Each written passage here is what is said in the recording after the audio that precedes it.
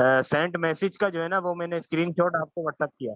देखिए, मैंने अभी आपको 10 नाम लेके सुनाए हैं, अगर मेरे पास आते तो मुझे कोई, जब मैं बाकी 20 का कह रहा हूँ, अभी मेरे पास जीमेल पे कोई 8-10 लोगों की मेल पड़ी जो मैं देख नहीं सका हूँ। सुबह से मैं मसरूफ था। सर मेरा मिल गया। मुझे क्या सर पता मैं कौन बात रीसेंड कर कर रहा है देता भाई, हूँ पहले बाद अपना में। नाम बता दिया करो, मैं ये बात कर रहा हूँ।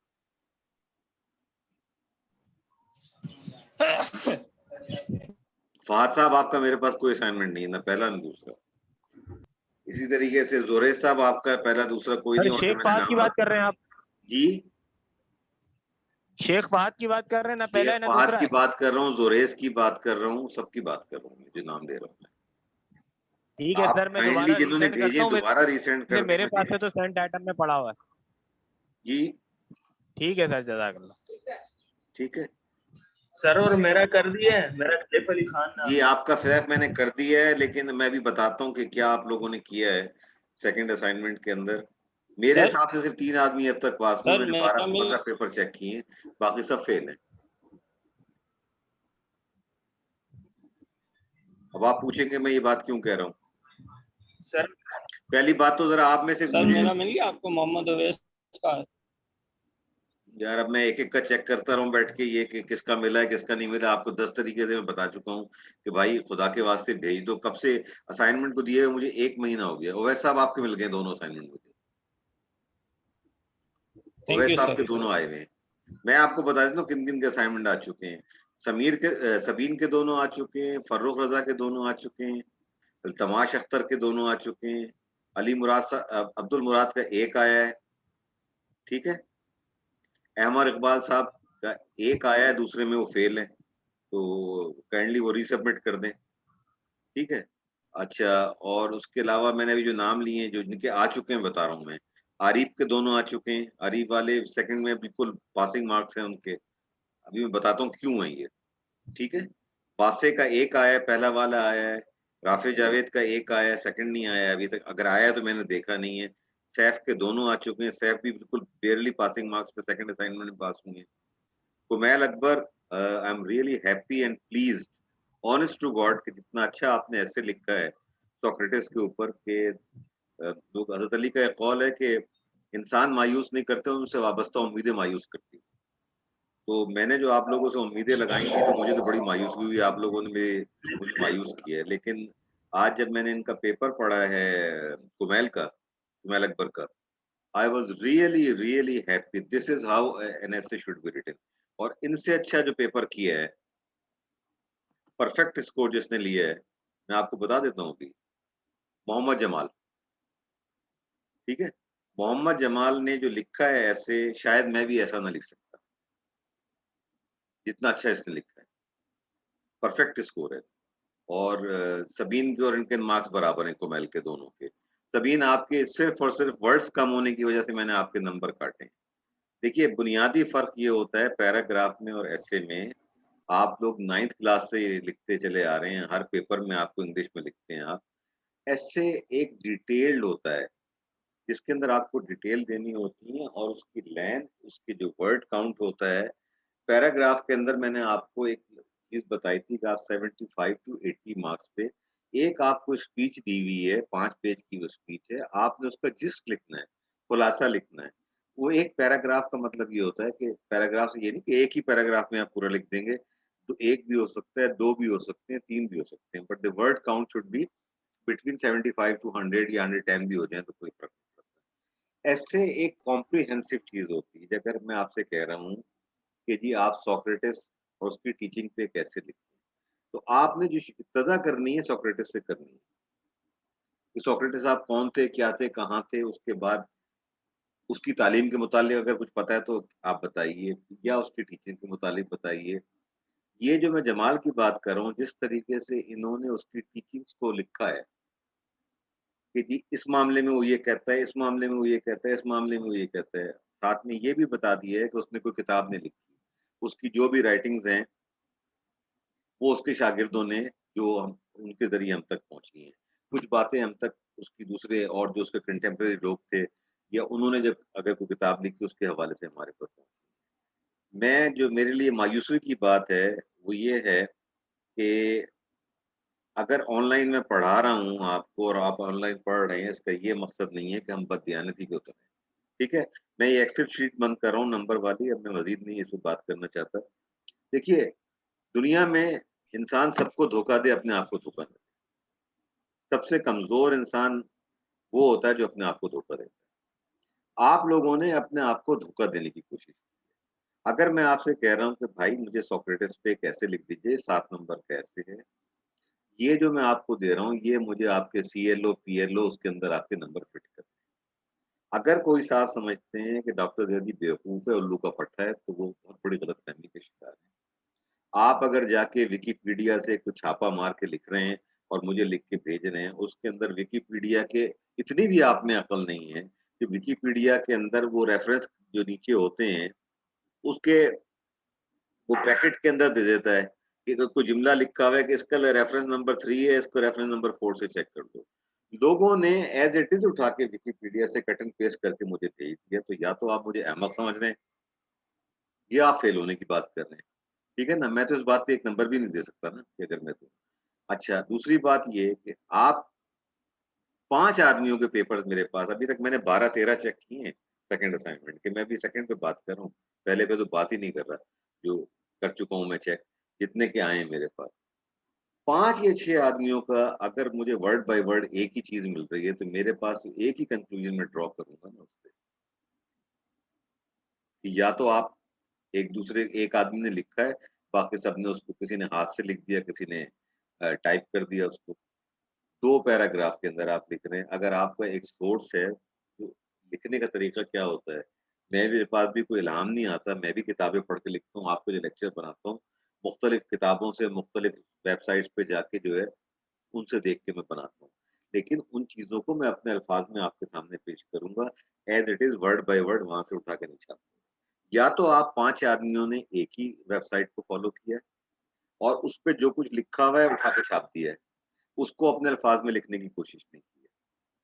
अगर मुझे 5 कॉपियाँ एक ही तरह की मिलेंगी, तो मैं पाँचों को फ़ेल करूँगा, किसी को पास नहीं। ठीक है? ये अपने ज़हन में बिठा लीजिए। आपका 7 नंबर का असाइनमेंट है 3.5 जी। सॉरी सर, मैंने अभी जो है ना दोबारा से दोनों जो है वो रिसेंड भी कर दिए और आपको स्क्रीनशॉट भी भेज दिए है ना। मैं शेख देख लूँगा फहद बात जनाब, कर रहा अभी हूँ। ज़रा इससे क्लास से फ़ारिग होकर मैं देख लूँगा। ठीक जो है मैं अपनी मायूसी सर, आपको ठीक बता है रहा सर। हूँ कि जो मेरी मायूसी हुई है कि मैं ये तवक्का नहीं कर रहा था। मैंने कुछ उम्मीदें लगाई थी आप लोगों से और वो उम्मीदों को सिर्फ़ 3 लोगों ने मेरी उम्मीदों पे पूरे उतरे हैं, जिनके मैंने नाम लेके आपको बता दूँ। जनरली मैं ऐसा करता नहीं। ठीक है ना? तो अब मुझे मेरे ज़हन में तो जमाल साहब की शक्ल भी नहीं आ रही, पता नहीं ये क्लास में आए हैं नहीं हैं, 4-5 क्लासें मैंने ली हैं। मेरे ज़हन में इनकी शक्ल नहीं आ रही कि ये कौन है। ज़ाहिर है जिनको मैं पहचानता हूँ, अमर को पहचानता हूँ, सबीन को पहचानता हूँ, सैफ को पहचानता हूँ और लोगों को जिनको मैं नाम आता है तो मेरे ज़हन में शक्ल आ जाती है, इनकी शक्ल मेरे ज़हन में नहीं आ रही है। लेकिन जो इन्होंने लिखा है मैं आपके सामने कह रहा हूँ कि मुझे प्लेज़ेंट सरप्राइज़ हुई है। उसको पढ़ के this is how an essay should be written. और सबीन बेटा आपने जो गलती की है, the length of your essay is not what it should be. आप मेरी मुझे बात बात क्या समझ आई थी? जी, जी जी बेटा आपके सर, वर्ड काउंट कम आपकी है। आवाज़ आ रही है। सर मुझे ये कहना सर मैंने आपने 150 टू 200 वर्ड्स का कहा था, मैंने 200 नहीं से ऊपर का बे लिखा है बेटा क्योंकि देखिए 30 जब मैं से ऊपर कर पैराग्राफ रहा हूँ आपको उसको। कह रहा हूँ, पैराग्राफ मैं कह रहा हूँ 100 का तो 200 वर्ड्स तो कम से कम पूरे होने चाहिए ना। अच्छा तीसरी बात हाँ, सर कि लोगों 200 से ने क्या ऊपर का किया है है। कि जब उसको फ़ोटो खींची है, तो भाई देख तो लो किस तरह की फ़ोटो आई है मुझे भेजने से पहले। इतनी वो लाइट है, अच्छा ऊपर मार्कर से हेडिंग दी हुई है मोटी-मोटी। नीचे जो लिखा है वो इतनी लाइट राइटिंग है कि मुझे पढ़ने में मुश्किल हो रही है उसको। ये चीज़ें छोटी-छोटी चीज़ें होती हैं जिनसे आपको नंबर मिलते हैं और आपके नंबर कटते हैं। I hope I am clear जो मैंने आपको बता दी है। तो इससे पहले कि हम आगे चलें आज की क्लास को शुरू करें। अच्छा दूसरी बात ये कि 24 कल मेरी डीन से बात हुई थी, वो बता रहे थे कि 24 से आपके मिड टर्म शुरू हो रहे हैं। एम आई राइट? मिड टर्म की आपकी डेट अनाउंस हो गई है? 24 नो से है सर, ना? हमें नहीं बता। तो अगली क्लास जो 27 तारीख को है नेचुरली वो आपका मिड जी टर्म हाँ सर, होगा। 24 है मिड टर्म में। तो 27 तारीख को ज़ाहिर है कि आपका मिड टर्म होगा, क्लास नहीं होगी। ठीक है? तो उन्होंने 2 चीज़ें मुझे कही हैं। एक तो उन्होंने कहा है कि मैं आपको पेपर बना के एलएमएस पे डाल दूँ और आप उसको जो भी टाइम होगा उसका 2 घंटे, 3 घंटे जो भी दिए जाएँगे उसके अंदर आप करके एलएमएस पे जमा कराएँ आप उसको टाइम लिमिट पे। एक ये है। दूसरी चॉइस ये है कि मैं आपको असाइनमेंट भेज देता हूँ, जिसके लिए 12 घंटे आपको दिए जाएँ और 12 घंटे के अंदर आप वो असाइनमेंट कंप्लीट करके अब मुझे बता दीजिए आपके लिए प्रेफरेबल क्या होगा? कंसेंसस करके आप मुझे बता दीजिए कि आप पेपर देना चाह रहे हैं, यानी ऑनलाइन पेपर देना चाह रहे हैं या आप असाइनमेंट बेस करना चाह रहे सर असाइनमेंट बेस सही रहे। हैं? ये सैफ साहब का राय है ये। जी सर। अच्छा, और बाकी कोई? जी सर, असाइनमेंट बेस सही रहेगा। Sir assignment base I think ठीक है। ठीक है, सर ठीक है। असाइनमेंट बेस विक्रम आपका 30 नंबर का होगा, जी मैं आपको सर 30 असाइनमेंट बेस ठीक रहेगा सर। ठीक है, ठीक है। मुझे कोई इश्यू नहीं है, मैं आपको असाइनमेंट दे देता हूँ। मैं एलएमएस पे बना के असाइनमेंट जो टाइम होगा आपका 27 तारीख को मैं सुबह लोड करवा दूँगा वो कर देंगे 10 बजे। तो आपने 12 घंटे में यानी रात 10 बजे तक आपने उसको पूरा करना है। 27 तारीख को आप ज़रा ज़हन में रख लीजिए कि आपका टाइम टेबल आ गया है मिड टर्म का? No sir. तो मैं अब ये बताइए ना मैं सर अगर अभी नहीं 27 आया को आपका कोई और पेपर है, मुझे तो कुछ भी नहीं पता अभी। मैं अपने तौर पे अज़्यूम कर रहा हूँ क्योंकि सर 27 को चूँकि थर्सडे है, तो इसलिए मैं आपको 27 का ये कह रहा हूँ। या तो इस तरह कर लेते हैं सर हमें तो कि डेट भी सर नहीं अभी जो पता थी, डेट भी आपने बताई है। सॉरी बेटा आवाज़ नहीं आ रही मुझे। जी कहिए दोबारा। सर हमें डेट भी कंफर्म नहीं थी, सर ने इस हफ्ते अगले हफ्ते का कहा था, लेकिन डेट भी कंफर्म नहीं थी, वो तो अभी आपने जी कंफर्म की है। तो नहीं मैंने डेट शीट तो देखिए बिल्कुल 24 मालूम तारीख तो नहीं मुझे है। डीन ने बताई है ना, मैं तो कल मेरी उनसे बात हो रही थी।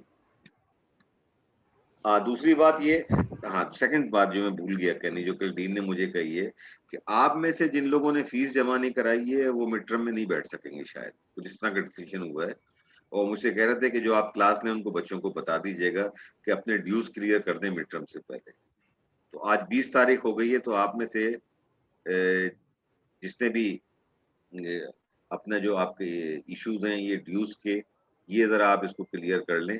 ये ना हो कि आपका जो ब्लॉक हो और आपको कोई प्रॉब्लम हो रही हो। ठीक है? तो अभी मैं टेंटेटिवली ये आपको बता रहा हूँ कि मैं 27 तारीख को अगर टाइम टेबल अगर हो सकता है आपका अगर 26 को आएगा तो 26 को जिस दिन भी आपका पेपर हुआ, मैं उससे पहले असाइनमेंट के 3 सवाल बनाऊँगा। अभी आपको बता रहा हूँ, ठीक है? 3 सवाल मैं लोड कर दूँगा, आपके पास 12 घंटे का टाइम होगा, 12 घंटे के अंदर करके आप जमा करा दें। मैं उसके साथ-साथ आपके सबके पास मेरा जीमेल एड्रेस मौजूद है, आपके पास मेरा हमदर्द का एड्रेस मौजूद है। ज़ाहिर है वो तो आप एलएमएस पे अपलोड करेंगे। अगर किसी को कोई इश्यू आता है हेलो आपको आवाज़ आ रही है मेरी? Yes sir. अगर किसी को कोई इश्यू आता है अपलोड करने में तो आप within yes sir. Time yes sir आ रही है सर। विदिन टाइम आप मुझे मेल करेंगे। जब मेल करें दोनों एड्रेस पे कर दीजिएगा क्योंकि हमदर्द का जो ये आजकल काफ़ी इश्यूज़ आ रहे हैं इसके अंदर। ठीक है? हमदर्द की जो हमारी मेल है उसमें बड़े इश्यू आ रहे हैं। तो मैं इसीलिए आपसे ये कह रहा हूँ कि अगर कोई आपको कोई प्रॉब्लम हो तो आप मुझे जीमेल पे भी कर दें और उसके बाद बेहतर ये होगा कि व्हाट्सएप कर दें कि जी मैंने कर दिया है। ताकि वो व्हाट्सएप रिकॉर्ड पे होगा अगर आपकी मेल खुदा ना खास्ता नहीं मिलती तो वो आपका व्हाट्सएप जो एक प्रूफ होगा कि आपने टाइम पे करा। ठीक है? ओके जी? क्लियर? Okay sir. ठीक है। अच्छा अब आ जाते हैं सर ये बात आपसे करनी थी। जी कही पहले अपना नाम बताइए। मोहम्मद कुमैल। जी कुमैल साहब। जी ये हमारा व्हाट्सएप पे कम्युनिकेशन स्किल्स का ग्रुप बना हुआ है, तो अगर आप चाहें तो उसमें आप अपना नंबर ऐड करवा लें। मेरे ख्याल में उसका एडमिन अहमर ही है। तो इससे ही होगा कि जो स्टूडेंट्स हैं वो अपना स्क्रीनशॉट जब आपको मेल करें तो वहाँ पर सेंड कर दें ताकि आप उधर अमर देख के लें कि पास भाई हाँ मेरा यस सर। इनकी नंबर है आईडी चाहे है तो नहीं ये है, ऐड कर लें मुझे तो कोई आप एतराज कंफर्म नहीं। कर दें। ठीक है? चलें ठीक है, फिर हम 3 बातें बोल मैंने दें आपसे पहले। कही हैं कि ठीक आप है में ठीक से 3 के अलावा एक आध का फिर भी चले बेहतर है। 12-13 मैंने पेपर चेक किए हैं और मैं 4 आदमियों का मैं नाम नहीं लेना चाहता। अल्लाह ताला मेरे आबू में पर्दा डालता है, मैं किसी के सामने ये बात नहीं करना चाहता। आइदर आप लोगों का सोर्स एक है या आपने एक दूसरे से छापा मारा है, दोनों में से कोई एक बात, ठीक है? और खुदा के वास्ते जो असाइनमेंट होता है उसको सीरियसली लेना चाहिए। ये 7 नंबर हैं इसके, इस सवाल के जो मैंने आपको ऐसे दिया था, इसके 7 सर नंबर थे। सर एक लड़के का, स्टूडेंट का पूछना था जरा कि जी हमीद महमूद नाम है उनका, उनके क्या दोनों नाम? असाइनमेंट आपके पास आए या नहीं आए? हमीज महमूद। हमीज के आ गए हैं दोनों, मैंने चेक कर लिया। हमीज के आ चुके हैं। सर मैंने आपको असाइनमेंट नंबर 1 फिर से सेंड कर जीमेल पे किया, दिया। कहाँ किया भाई? सर मेरे चेक कर दे, बता देंगे प्लीज। अब्दुल अजीज, अब्दुल मैंने ईमेल किए हैं सर। अजीज, हेलो, जी मैं देख रहा हूँ। आवाज आ रही है सर? शेख फहद के मुझे 2 में आए हैं जनाब, अभी 2 मेले आई हैं।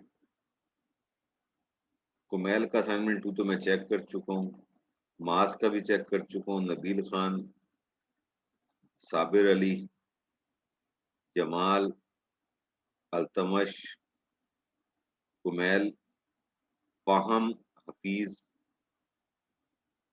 Hamees Mahmood, that's it. बाकी अगर वो हमदर्द पे होंगे तो वो मेरे पास खुला हुआ है। मैं ऐसा करता हूँ भाई, देखिए मैं क्या कहूँ सर मेरा चेक करें। आफाक साहब विधान आपके नहीं है मेरे ख्याल से, नहीं आफाक का नहीं है। नहीं है सर। जिनके नहीं है, जी जिन लोगों को मैंने बता दिया है आपको कि जिनका जो है, मैं दोबारा जब आऊंगा तो मैं आपको बता दूंगा कि ये इन लोगों के मेरे पास पहले असाइनमेंट नहीं है। जैसे कि अभी इन्होंने मुझे रीसेंड कर दिया है, तो आप भी काइंडली रीसेंड कर दें ताकि हम आगे बढ़ सके, ठीक है? अच्छा, आज जो हम टॉपिक शुरू करना है, सर काइंडली आप मेरे ये मैं आपको पहले बता दूं ये चीज कि ये मैं आपके ये कोर्स, ये पेपर में नहीं आएगा। ये आज जो मैं आपसे बात कर रहा हूँ, it will not be part of your mid term, ठीक है?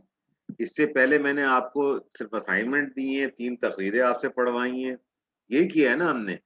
क्लास के अंदर मैंने आपसे इंट्रोडक्शन की बात की है, हमने और जो टॉपिक कवर किए हैं जिसके अंदर हमने पेटेंट की बात की है, टेक्निकल रिपोर्ट्स की बात की है। मैं अपने असाइनमेंट जो आपको दूंगा मैं उसी में से आपको, ठीक है? और मैं अभी ये बता रहा हूँ, फाइनल से पहले पहले आप सब देखिए, ऑनलाइन भी वो किताब अवेलेबल है, वो नॉवेल पढ़ लो, क्योंकि मैं फाइनल में से उसमें से कम से कम 10 नंबर के सवाल आपको मैं अभी बता, कोई पेपर आउट नहीं करता। अल्केमिस्ट आप लोग पढ़ लें, खुदा के वास्ते आप पढ़ लें, ठीक है? मैं मिड टर्म में नहीं डाल रहा, लेकिन फाइनल के लिए आपको पहले से बता रहा हूँ कि अल्केमिस्ट से मैं 20% पेपर जो होगा मैं अल्केमिस्ट से बता, क्योंकि वो किताब एक तो आपकी जिंदगी में तब्दीली लाएगी, उसको पढ़ने के लिए इसलिए मैं जोर दे रहा हूँ, चाहे इस कोर्स में आपको उसका फायदा हो या ना हो। और दूसरे ये कि आप की मालूमात में इजाफा होगा। अल्दो के उस किताब को लिखने वाला एक कैथोलिक है, ईसाई है, लेकिन उसने जिस तरीके से लिखा है और जिंदगी के बारे में जो उसने बातें की हैं, और जो डेस्टिनी या मुकद्दर या तकदीर या जिसको हम लोहे महफूज कहते हैं, उसके हवाले से जो बात की है उसने, और फिर स्ट्रगल और लोहे महफूज का क्या ताल्लुक है, कि कभी कभी चीज आपके सामने होती है लेकिन आपको कुछ कहीं और से घूम के आना पड़ता है, पहुंचते आप वहीं हैं लेकिन रूट आपको लंबा लेना पड़ता है। और उसमें मकसद क्या होता है खुदा का, कि आपकी तरबियत करना, आपको तैयार करना। वो चीज आपको सामने पड़ी हुई होती, नजर नहीं आती, लेकिन जब आप उस चीज के लिए तैयार हो जाते हैं तो वो चीज आपको मिल जाती है, आपकी नजरों के सामने होती है लेकिन आपको छुपी रहती है। तो अभी आज जो हम बात करेंगे, वो करेंगे एटिकेट्स ऑफ राइटिंग की। पहली बात, एक चीज अपने ध्यान में रख लीजिए कि जब आप किसी को एसएमएस करते हैं, ईमेल करते हैं, व्हाट्सएप मैसेज करते हैं या खत लिखते हैं, अब मैं खत की बात इसलिए नहीं कर रहा कि खत लिखने के जमाने जा चुके हैं। ये चीज क्लियर रहेगी भाई कि आइंदा जब असाइनमेंट लिखो तो जरा गहरी इंक से लिख देना, ये तस्वीर खींचते वक्त के बाद देख लेना कि लेजिबल है या नहीं है। जिसको हम भेज रहे हैं वो उसको पढ़ सकता है, नहीं पढ़ सकता। अगर आप पढ़ नहीं सकते तो उस पे नंबर भी नहीं मिलेंगे, अगर मैं पढ़ नहीं सकता उसको। ठीक है? आप मौजूद नहीं होते हैं। जब आपकी तहरीर, आपकी ईमेल, आपका व्हाट्सएप, आपका कोई भी एसएमएस किसी शख्स के पास जाता है और अगर वो आपसे वाकिफ नहीं है, तो वो आपकी राइटिंग से उसके ज़हन में आपका एक इमेज बनता है, एक आपकी एक शक्ल बनती है, वो आपके मुतालिक अपनी एक राय कायम करता है कि मेरी इस शख्स के मुतालिक राय क्या बनती है, मेरी क्या राय है इसके मुतालिक, या इसकी पर्सनैलिटी कैसी होगी, ये शख्स कैसा होगा। तो बिजनेस कम्युनिकेशन के ऊपर मेरे ख्याल से लाखों नहीं तो हज़ारों किताबें लिखी जा चुकी हैं और इतना ज़्यादा इस पे लिखा गया है कि कोई शख्स अगर पढ़ना चाहे तो उसके लिए नामुमकिन है कि सब चीज़ें पढ़ें। लेकिन चंद किताबें हैं जिनको अगर आप पढ़ेंगे तो आपको पता चल जाता है। अच्छा, इसमें ये है कि ये मैंने एक किताब है जो मेरे पास थी और ये आज की किताब नहीं है, ये 1960s की किताब है। उसमें जो बातें हुई हैं सारी की सारी, वो तहरीर के हवाले से हुई हैं। यानी खत लिखने के हवाले से, ऐसे लिखने के हवाले से, लेकिन मैंने उसको अपडेट किया है आज के दौर के हवाले से कि अब चूँकि कम्युनिकेशन मीडियम जैसे कि हमने इंट्रोडक्शन में देखा था कि ईमेल जो है वो आ चुकी है। अब मेजॉरिटी कम्युनिकेशन जो हो रही है, जैसे कि मैंने आपको एक लेक्चर में बताया भी था कि इंडस्ट्री में भी, कॉर्पोरेट लाइफ में भी अब ये फैशन बन गया है, या आप कह लें कि नेसेसिटी बन गई है कि आपका व्हाट्सएप पे कम्युनिकेशन ज़्यादा होता है बनिस्बत ईमेल के ऑफिस। और मैंने शायद आपको ये भी बताया था कि जिन लोगों ने ईमेल बनाई है, इजाद की है, उन्होंने ईमेल का एक डेकोरम भी दिया है, एक प्रोटोकॉल भी बनाया है। मिसाल के तौर पे अगर मैं किसी कॉर्पोरेट में काम कर रहा हूँ और मेरे वर्किंग आवर 9 से लेके 5 बजे तक या 8 बजे से 5 तक, 9 से 6 तक है, तो ये मेरी ज़िम्मेदारी है कि उस पीरियड में मुझे जो भी मेल आए, उसको मैं 5 विदिन 5 आवर्स उसको रिस्पॉन्ड करूँ। अगर मैं उसका डिटेल्ड रिप्लाई नहीं दे सकता, तो इनिशियल रिप्लाई ज़रूर दूँ कि जी मैंने आपकी मेल देख ली है, लेकिन इसमें कुछ मुझे अभी और मज़ीद को तैयारी करनी है, आई विल रिवर्ट करके, ये एक प्रोटोकॉल होता है। अनफॉर्चुनेटली आजकल कॉर्पोरेट के अंदर और हमारे हमदर्द में भी ये हो रहा है, जब से हम ऑनलाइन गए हैं कि ना दिन होती है, ना रात होती है, आपको एक ग्रुप के अंदर एक मैसेज कर दिया जाता है। अब हर आदमी का सोने का एक टाइम अलग है। मैं अगर 10:30 11 बजे सोता हूँ और सुबह नमाज के लिए उठने की कोशिश करता हूँ, कभी उठता हूँ, कभी नहीं उठ पाता। तो अगर मुझे 10 बजे के बाद या 11 बजे के बाद कोई मेल मिल रही है, तो ये मेरी पर्सनल लाइफ में एक इंटरफेरेंस है और मुझसे ये तवक्का की जाए कि मैं उसका जवाब भी दूँगा, जो भी अगर कोई ऐसा काम है जो कि मुझसे ताल्लुक रखता है, उसका मुझे जवाब भी देना पड़ेगा। ये गलत बात है। लेकिन आसानी के लिए, ताकि एक मैसेज बजाय 15 आदमियों को करने के लिए आप एक ग्रुप बना लेते हैं, जैसे कि आपका एक ग्रुप बना हुआ है और मैंने अहमद से कोई बात कही, अहमद ने आपको उसको कम्युनिकेट कर दिया। आप तक सारी बात पहुँच गई कि ये बात है, ठीक है? लेकिन वो एक आसानी भी होती है और उसमें ये भी होता है कि बाज़ लोग तवक्का करते हैं कि 24/7 आप अवेलेबल रहेंगे और आप उसको जवाब भी देंगे, तो व्हिच इज़ नॉट राइट। जो एक डेकोरम है, उसको फ़ॉलो करना चाहिए हमें। ज़िंदगी में 2 चीज़ें होती हैं, एक आपकी पर्सनल लाइफ़ होती है, एक आपकी प्रोफ़ेशनल लाइफ़ होती है। जो शख्स दोनों एक इस वक़्त दुनिया में सबसे ज़्यादा जो बात हो रही है ना, दुनिया की बात कर रहा हूँ मैं, पाकिस्तान की बात नहीं कर रहा, पाकिस्तान में तो चंद ही इदारे शायद इसको फ़ॉलो कर रहे हैं। दुनिया जो बात कर रही है, इस वक़्त वर्क लाइफ़ बैलेंस की बात कर रही है कि आप ज़िंदगी में आपको सिर्फ़ काम, काम, काम नहीं होना चाहिए। सिर्फ़ ये नहीं होना चाहिए कि आप अपने बच्चों को बिस्तर पे सोता हुआ देखें और लंबा होता हुआ देखें। आप उनके साथ क्वालिटी टाइम गुज़ारें, क्योंकि जो वक़्त आपको मिल रहा है अपनी फैमिली के टाइम में, उसके अंदर अगर आप ऑफ़िस का काम कर रहे हैं या अगर आप फैमिली के साथ एन्जॉय कर रहे हैं और आपको ऑफ़िस की कॉल आ रही है और आप जो है उसको रिस्पॉन्ड कर रहे हैं, तो you are not giving quality time to your family. ये क्वालिटी टाइम की बात हो रही है कि आप ऑफ़िस को भी क्वालिटी टाइम दें, जब आप ऑफ़िस में हो, तो आपको फैमिली की तरफ से बेफ़िक्र होना चाहिए, कोई आपको अनलेस कोई इमरजेंसी हो जाए, आप ये नहीं कि बीच में फोन करके बीवी से पूछें कि आज क्या पकाया है, क्या कर रही होगी ना। हमारे यहाँ तो हर चीज के अंदर एक्सट्रीम पे जाते हैं ना हम लोग। ये चीज नहीं होनी चाहिए। मैं एक कोट पढ़ रहा था, बल्कि कभी आप मौका मिले तो जरूर पढ़िएगा कि इंडिया का एक आईटी का बिलियनर है अजीम प्रेम जी के नाम से, और गूगल पे अगर आप सर्च करेंगे तो उसके बड़े आपको कोट मिलेंगे। वो अपने एम्प्लॉइज से एनुअल कॉन्फ्रेंस में वो यही बात कह रहा था कि देखो वर्क लाइफ बैलेंस में काम करो। मैंने आपको पोप के चीफ एग्जीक्यूटिव की मिसाल दी थी कि जिंदगी के अंदर हम जिंदगी जो है ना जगलर की तरीके से बॉल्स को हवा में रखने का नाम है। अ, एक जो सब लोग मेजॉरिटी लोग जो गलती करते हैं वो एक बॉल को हवा में रखने की कोशिश करते हैं, उसका नाम है वर्क। जबकि उनको ये नहीं पता कि वर्क जो है टेनिस बॉल है, जमीन पे गिरेगी तो फिर उछल के आ जाएगी। बाकी जो बॉल्स है ना, आपकी फैमिली, आपका फेथ, आपके दोस्त, आपकी सेहत, ये सारी चीजें जो है ना ये शीशे की होती है। अगर एक दफा जमीन पे गिरेंगी ना तो अगर टूटेगी नहीं तो उसमें स्क्रैच जरूर पड़ जाएंगे, और शीशे में अगर स्क्रैच पड़ जाए तो जाता नहीं। तो वर्क लाइफ बैलेंस पे वो बात करता है, अपने एम्प्लॉय से बात कर रहा था, उसने ये बात कही उसके दौरान कि देखो ऐसी नौकरी का क्या फायदा कि तुम नौकरी पे टाइम लगा के तुम प्रमोट होते हो और बीएमडब्ल्यू लेके घर पहुंचने में बीएमडब्ल्यू मिल जाती है ऑफिस से, और तुम लेके घर पहुंचते हो, घर जाके देखते हो कि बीवी तुम्हारी इग्नोरेंस की वजह से घर छोड़ के जा चुकी है। तो वो बीएमडब्ल्यू अहम है या तुम्हारी फैमिली अहम है?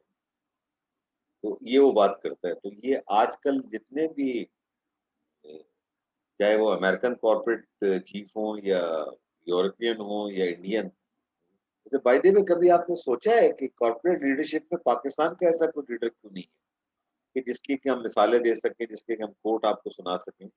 कभी सोचा है आपने ये बात? क्या वजह है कि मुसलमानों में या पाकिस्तानियों में अच्छे लीडर क्यों नहीं पैदा होते? तो सियासी लीडरों की तो बात नहीं कर रहा, मैं कॉर्पोरेट लाइफ की बात कर रहा हूँ।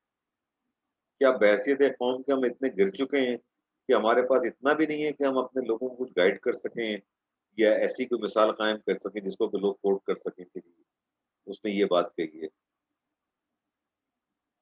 अब ये मत कहना कि कायदे के अखबार बड़े अच्छे हैं। मैं कॉर्पोरेट लीडर्स की बात कर रहा हूँ। पाकिस्तान में कितने कॉर्पोरेट लीडर्स ने उन्होंने किताब लिखी है?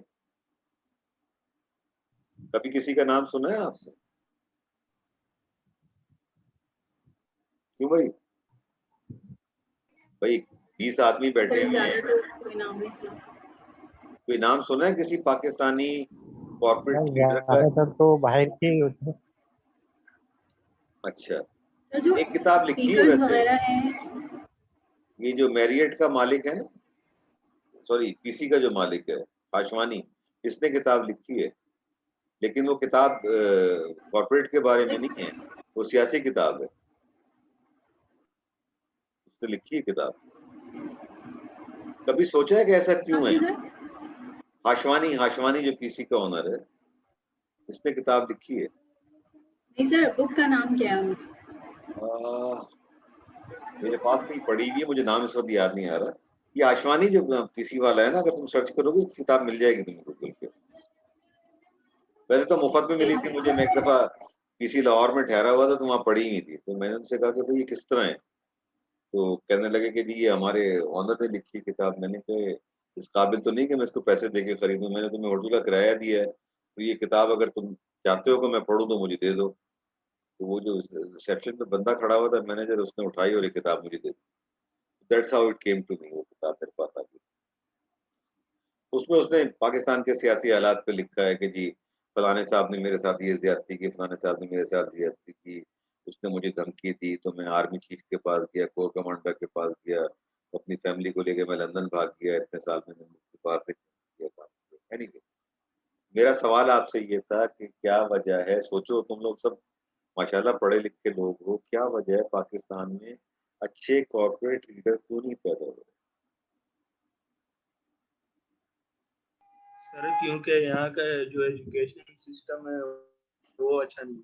बस सिस्टम को इल्जाम देने शुरू कर दो।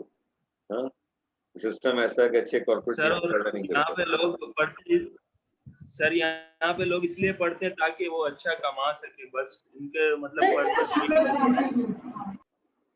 सबीन आप कुछ कह रही हैं, आपकी आवाज नहीं आई मुझे। सैफ की बात तो मैं समझ गया हूँ।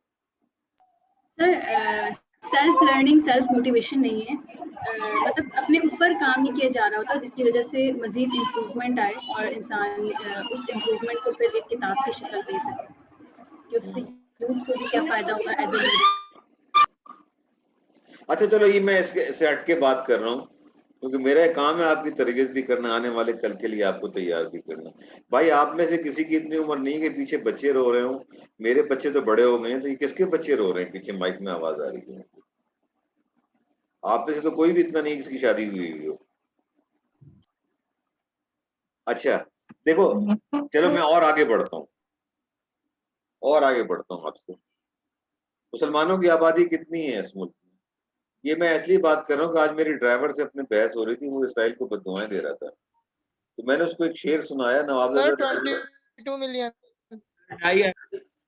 2.5 अरब थोड़ी ज्यादा बता रहे हैं, मेरे ख्याल से 1.6 बिलियन होंगे तकरीबन, अंदाजा है मेरा, सही नंबर तो कोई नहीं बता सकता। आज मेरा ड्राइवर मुझे सुबह कह रहा था कि अल्लाह ताला इसराइल को बर्बाद कर दे, तो मैंने उसको ये कहा, मैंने कहा देखो तुम नबी अकरम सल्लल्लाहु अलैहि वसल्लम के दादा की तरह नहीं हो कि अल्लाह से हाथ उठा के दुआ करें तो अबाबीले आ जाएं और इब्राह का लश्कर तबाह हो जाए। मैंने कहा बददुआओं से कोई काम नहीं होता। पाकिस्तान के एक सियासतदान गुजरे हैं, तुम लोगों ने उसका नाम भी नहीं सुना होगा, नवाबजादा नसरुल्लाह खान, इंतकाल उनका हो चुका है। मुझे नहीं पता था कि वो बहुत अच्छे शायर भी थे। तो अभी ये जो मीडिया का दौर आया है और ये व्हाट्सएप का और सोशल मीडिया का, इस पे किसी ने उनकी मुझे एक मशायरे की एक गजल भेजी, बाकी तो मैं भूल गया। एक शेर उनका है जिसमें वो कहते हैं कि कब अश्क बहाने से कटी है शबे हिजरा, यानी अगर आप महबूब की याद में तड़प रहे हैं तो आपके रोने से रात नहीं कटती, रात उतनी लंबी रहती है। कब कोई बला सिर्फ दुआओं से टली है। अब चाहे वो कोविड की बला हो, चाहे वो इसराइल की बला हो, दुआओं से बददुआओं से किसी का कुछ नहीं होता, ठीक है ना? क्योंकि आपके जो दुआ आपकी उस वक्त असर करती है जब आपके अमाल दुआ करने वाले हों, ऐसे अमाल आपके हों तो फिर दुआ होती है। इस चीज में सवाल मेरा आपसे ये है, पूरी दुनिया में यहूदियों की आबादी कितनी है? इसराइल की आबादी कोई 80 लाख कहता है, कोई 60 लाख कहता है। पूरी दुनिया में अगर होंगे 50 मिलियन से ज्यादा तो नहीं है ना। यूरोप में लगा लें, इंडिया में लगा लें, ईरान में लगा लें, और मुल्कों का मुझे नहीं पता, यूरोप में ज्यादा हैं, इसराइल में लगा लें, अमेरिका में लगा लें, ईस्टर्न यूरोप में काफी थे, वो 5 करोड़ होंगे ना, ठीक है ना? इसकी ज्यादा नहीं है, 5 करोड़ होंगे। आपको पता है अब तक साइंस, लिटरेचर, इसके अंदर अगर 200 नोबेल प्राइज दिए गए हैं तो 180 यहूदियों ने दिए। आज मैंने फेसबुक पे एक तस्वीर डाली है स्विट्जरलैंड के एक इंस्टीट्यूट की, जहां 1930s में 36 साइंसदान एक साथ काम कर रहे थे, जिसमें आइंस्टाइन भी था, मैरी क्यूरी भी थी, उसका हस्बैंड भी था, और भी बहुत सारे थे। आपने पॉलिश प्रिंसिपल पढ़ा होगा, वो भी उसमें बैठा हुआ है। मैथमेटिक्स में पढ़ाया जाता है पॉलिश, सॉरी फिजिक्स के अंदर, ठीक है ना? और आप नाम लें, एटम बम बनाने वाला जो था वो भी सब उसके अंदर बैठा हुआ है। उस तस्वीर में 36 आदमी है, 36 में से 33 को नोबेल प्राइज मिला है। उन 33 के अंदर से इंक्लूडिंग आइंस्टाइन मेरे ख्याल से 17 या 18 यहूदी बैठे हैं उस तस्वीर पे। कभी सोचा है कि 1.5 अरब मुसलमानों ने, वो तो आज है ना, इससे पहले पता नहीं कितने मर चुके हैं, जब से नोबेल शुरू हुआ है 1800 समथिंग से शुरू, कब से शुरू हुआ है नोबेल? तो 80-90 साल तो हो गए होंगे नोबेल को शुरू हुए हुए। सिर्फ 3 मुसलमानों को मिला है, ये उसमें से एक को तो मुसलमान ही नहीं मानते। एक मलाला को मिला है, एक सलाम को मिला है, एक नजीब महफूज को मिला है, एक इजिप्शियन राइटर था। 3 आदमियों को मिला है। अब्दुल सलाम तो डॉक्टर सलाम का मैं कह रहा हूँ ना, उनको तो मुसलमान ही नहीं मानते ना। Yes sir. 3 को मिला है, क्या वजह है? जो जिस मजहब की बुनियाद इल्म पे हो, जिसका शुरू हो रहा हो इकरा पढ़, क्या वजह है कि आज उसके मानने वालों में इल्म की इतनी कमी है? क्या वजह है कि 1.5 अरब मुसलमानों के अंदर से कोई आदमी वैक्सीन नहीं बना सका। बनाई तो काफिरों ने और यहूदियों ने या ईसाइयों ने बनाई वैक्सीन, एक मर्ज की दवा जो है ना। अलेक्जेंडर फ्लेमिंग की मैंने आपको मिसाल दी थी, वो कौन था? ईसाई था, ये यहूदी था, लेकिन इंसानियत की इतनी बड़ी खिदमत कर गया, आज भी लोग उसको याद रखते हैं। ठीक है, अच्छा ये मेरा जूम का टाइम खत्म हो रहा है, मैं लॉग आउट कर रहा हूँ, लॉग आउट करके वापस आऊंगा तो फिर हम कम्युनिकेशन के ऊपर, ये 9 गोल्डन रूल्स ऑफ कम्युनिकेशन के ऊपर बात करें। ठीक है, वापस आ जाइएगा फौरन। और ये 10 लोग जो गायब हैं, ये कहाँ रहेंगे? ये लोग नहीं आएंगे कभी क्लास के अंदर? है भाई? सर पता नहीं सबीना, आपने अटेंडेंस ले ली सर, है? इनका सीआर भाई देखो, ऑफिशियल सीआर तो सबीन है, सर सेव कर लीजिए। लेकिन मैंने अहमर को जिम्मेदारी दी हुई है। अटेंडेंस आप ले लीजिएगा जरूर है, ये 19 आदमी नजर आ रहे हैं मुझे इस वक्त। ठीक है, मैं इसको बंद कर रहा हूँ और फिर मैं वापस यस आता सर, मैंने नोट कर लिया। हूँ। ओके।